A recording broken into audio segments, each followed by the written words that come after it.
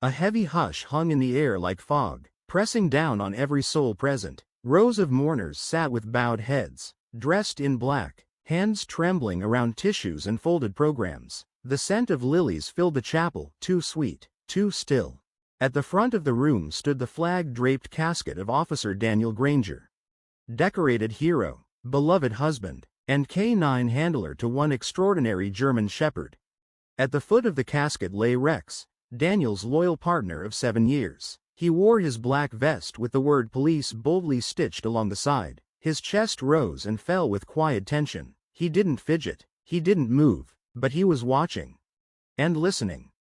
Then, as the priest began to speak, a low whimper escaped Rex's throat. Soft, barely audible.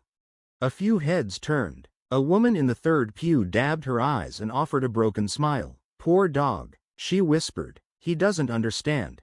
But Rex did understand, just not in the way they thought. He let out another sound, a quiet bark this time, short, clipped. Then another. The whispering continued. A few people chuckled softly, assuming it was grief, confusion, that Rex was looking for his partner's voice, expecting a command that would never come.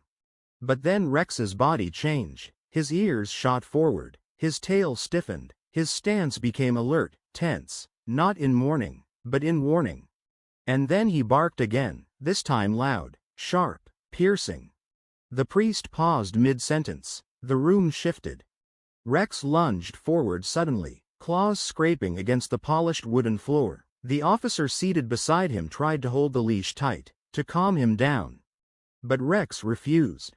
His bark rose again, echoing off the marble walls like a siren.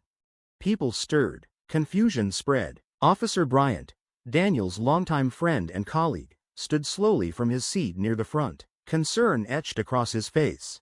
Rex's barking didn't stop, it grew more frantic, desperate. Then he began pawing at the coffin, scratching the wood, whining, sniffing.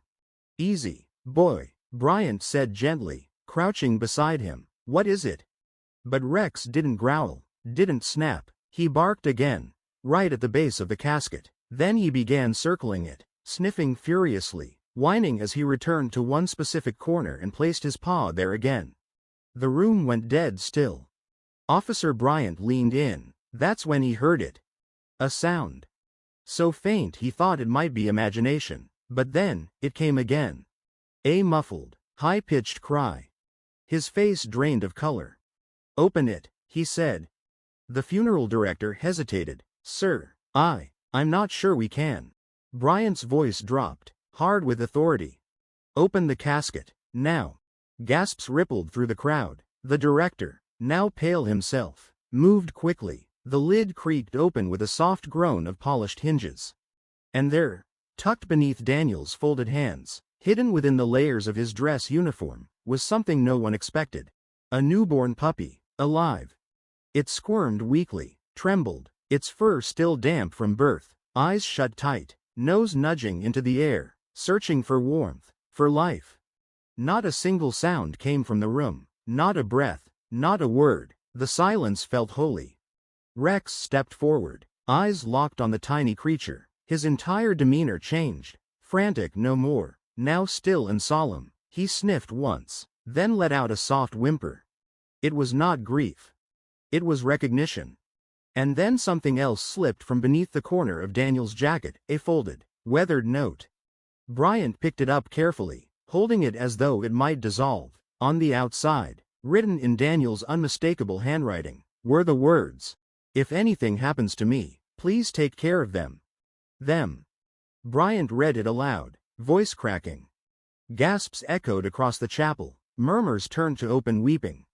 Rex nuzzled the tiny puppy once more and barked, not with alarm, but with purpose. He hadn't been mourning, he had been protecting. And then, trembling, Bryant unfolded the note. The room fell completely still again as he began to read. "If you're reading this, it means I didn't make it home. But if Rex is still with you, and if by some miracle, she made it too, then please know this wasn't an accident. I knew she was coming. I kept it a secret because I didn't want anyone worrying or trying to stop me. She was born the night I went missing. I was cold, alone. Rex didn't leave my side, not even once. He guarded her, he guarded me. And when I closed my eyes for the last time, I only hoped someone would hear him bark. By the end, there wasn't a dry eye in the room. The barking had never been grief. It was a message. A final mission. Daniel had entrusted Rex with more than orders. He'd given him a life to protect. And Rex had fulfilled that duty beyond death. That evening, as the sun sank low behind the hills, the puppy lay swaddled in a soft blanket in the precinct's K9 office. A nurse, who had been at the funeral, examined her gently and confirmed the impossible. Despite the cold, despite the hours inside the casket, she would survive. "It's a miracle," she whispered, eyes wet with wonder. Rex lay beside her, motionless, eyes half closed but alert. The tension in his body had melted into something else, peace, purpose renewed. Officers passed by, each pausing for a moment. Some knelt beside him, others just watched silently, hands over their hearts. This wasn't just a rescue.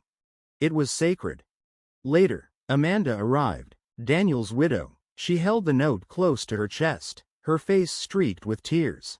She crouched beside Rex, her voice trembling. "He knew," she whispered, stroking his head. "He knew she'd need you." Rex leaned into her palm, steady and calm. Amanda turned to the puppy, nestled in the blanket, and smiled through her tears. "She'll grow up knowing exactly who her father was, and the dog who saved her life." The department made it unanimous. The puppy would stay with Amanda and Rex. She would grow up surrounded by the stories of her father's courage, and under the watchful eyes of the most loyal K9 they had ever known. Rex hadn't lost his partner. He had found his purpose. His final bark hadn't been for grief. It had been for hope. If this tale moved you, if you felt the tension, the heartbreak, and the triumph, please support our channel by hitting the like button and subscribing. Your support means the world to us and helps us bring more thrilling, emotional, and inspiring stories your way. Leave a comment below and let us know what you think.